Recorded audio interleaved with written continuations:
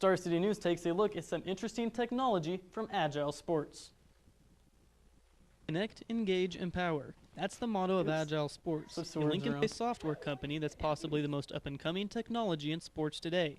With their system Huddle, they're revolutionizing the mental side. Athletic teams, both Division I and NFL professionally, they have large video systems, but they sit currently just in-house. They can't really easily access that information once they leave the confines of the athletic department.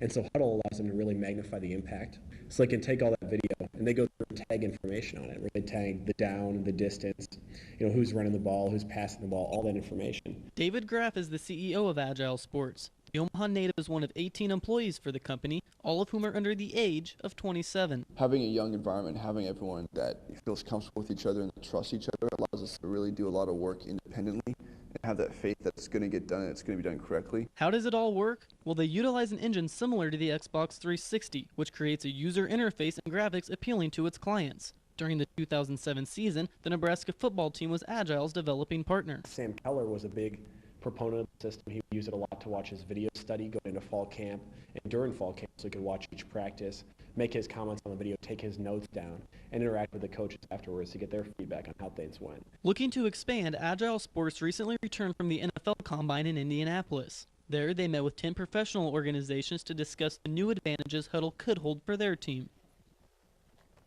Agile Sports is networking again this week as they travel to Boulder for a meeting with the Colorado coaching staff. Lincoln High senior Natalia Ledford has won a $50,000 Al Newharth Free Spirit Journalism Scholarship. Ledford was one of 102 students from across the country who vied for the scholarship. She credits her win to her work last fall on a documentary about Sudani refugees who attend her high school.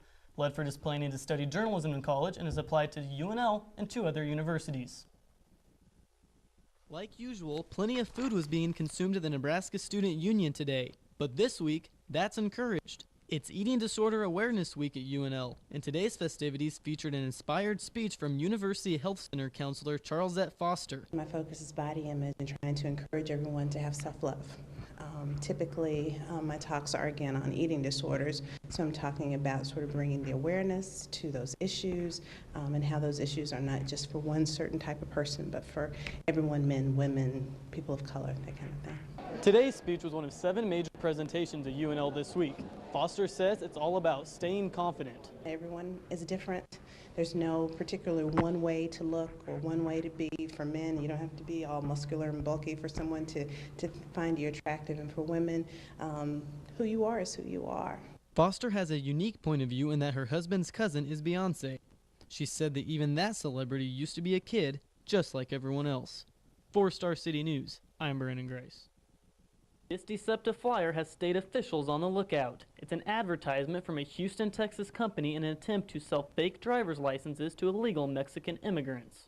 Nebraska's Mexican-American Commission sent out a press release Monday afternoon to alert local Latinos of the fraud before they become victims. They're targeting these people because they know they're vulnerable, and they know they're easy targets because of the legal status.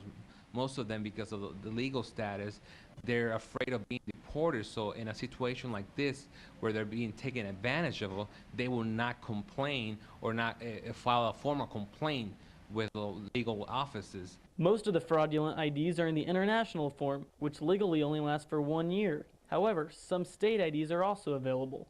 The Federal Trade Commission encouraged Freitas to contact the Nebraska DMV office after several Omaha businesses reported the illegal flyer in their stores. Our Nebraska driver license, we've certainly improved the security of the card itself over the last 5 years, on multiple levels of security, really, and so we've made it difficult to duplicate and difficult to counterfeit, but not impossible. I mean, there's a tremendous amount of sophisticated equipment out there that you can make almost anything. The Nebraska and Texas Attorney General offices are staying in close contact to monitor this problem, which they say began in the south with the more dense Mexican population, but now they fear it is moving north to Nebraska. For Star City News, I'm Brandon Gries. Back on the hardwood, the Husker basketball teams are entering the final stages of their regular season. With postseason bids at stake, the men's squad is in Austin tonight for a 6:35 matchup with the 9th-ranked Texas Longhorns. The women's squad will host Iowa State tomorrow evening at the Devaney Center, with the Huskers bidding farewell to Danielle Page.